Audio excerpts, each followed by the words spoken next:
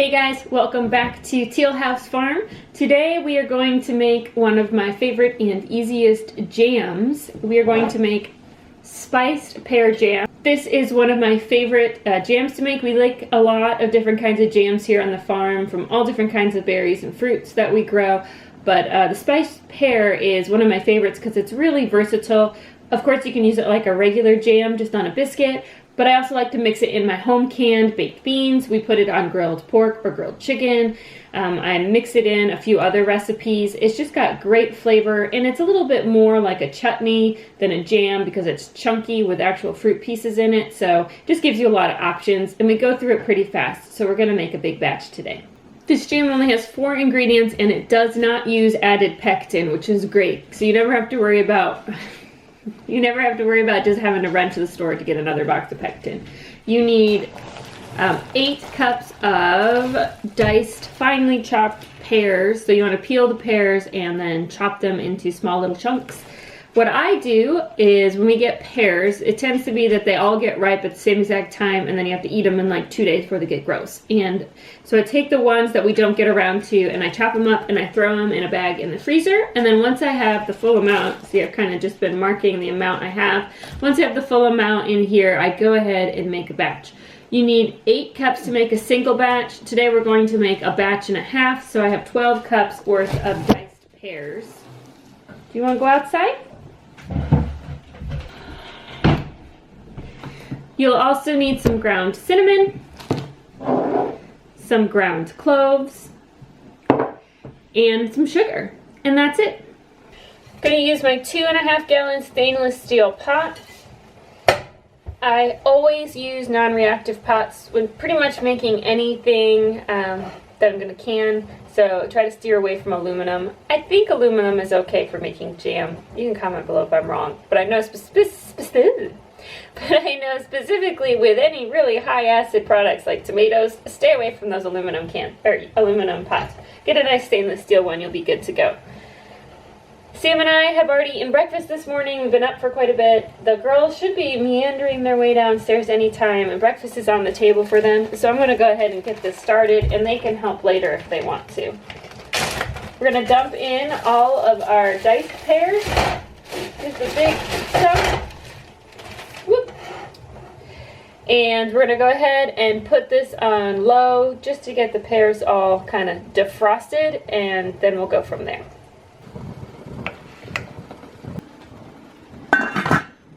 Now that we've given our frozen pears a little bit of a head start, we're going to go ahead and add everything else. If you're using fresh pears to make this, you don't need to worry about defrosting them a bit in the pot.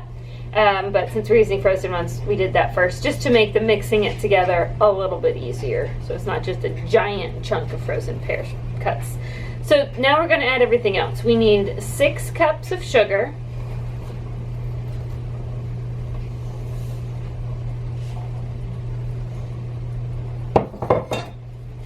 We need 1.5 teaspoons of ground cinnamon.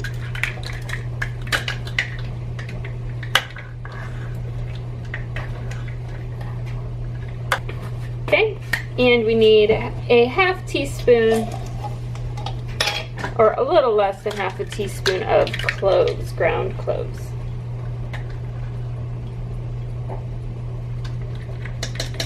Again, I'm making a batch and a half, so I use 12 cups of pears, 12 cups of diced up pears.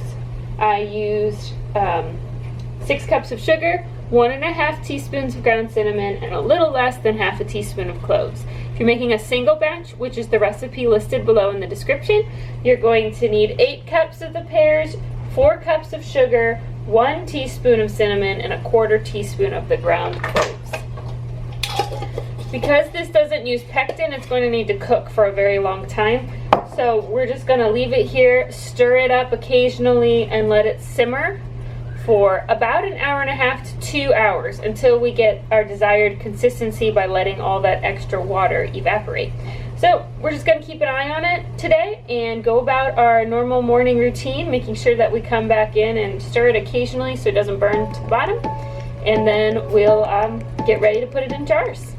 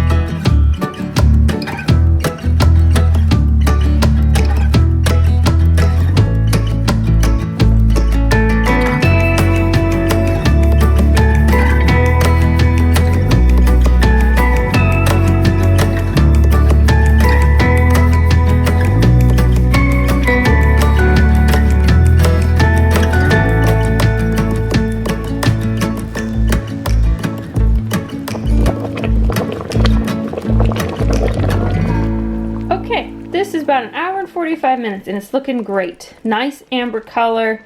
It's definitely boiled down quite a bit. So we're going to get our jars ready. Getting jars ready is very simple. I wash them in hot soapy water. Okay, using a lot of half pints. I also wanted to test a theory, reusing these small Classico pasta jars.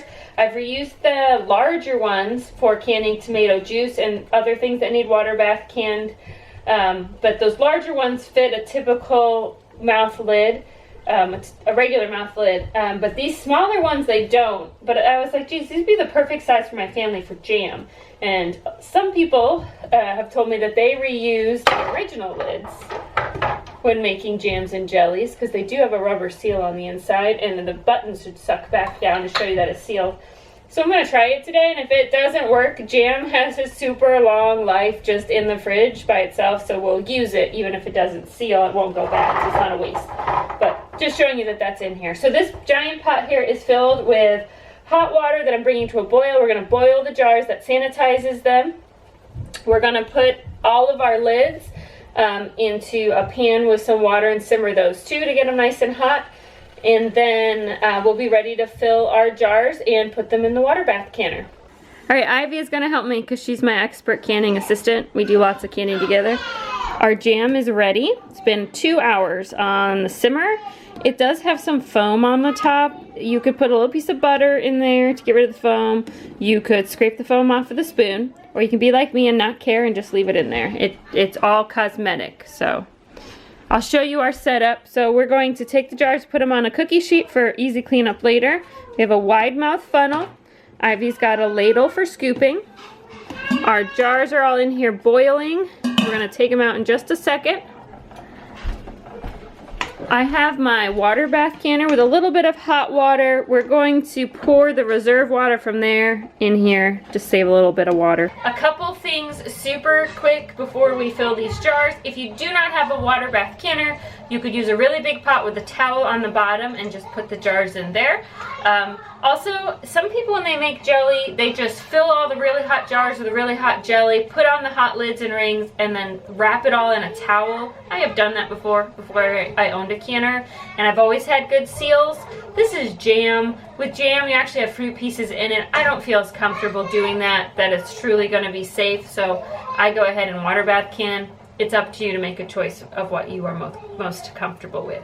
With water bath canning, we want the water hot but not boiling yet as we put the jars on the rack. Once all of our jars are on our rack, we're going to lower the rack into the water. We want to make sure the water we want to make sure the water goes higher than the jar lids, about 1 inch. And we are going to water bath can them for 5 minutes. And you start the timer when the canner starts boiling, so there's a little bit of time while you wait for the canner to actually get to a boil. And it's just 5 minutes, then we're going to turn it off, let it cool down so we don't hurt ourselves, lift the rack up and lift the jars out and let them cool on a towel. So we're going to go ahead and do all that with you right now as well. First thing, we're going to carefully get the jars out of our boiling water.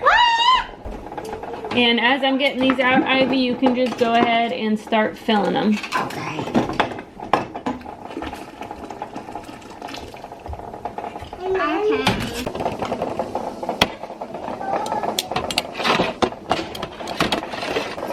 It's just looks.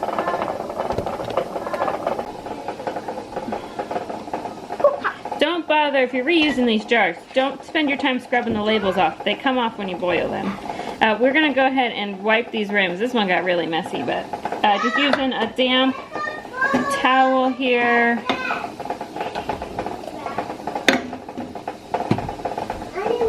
To wipe these rims off so that we can get a good seal.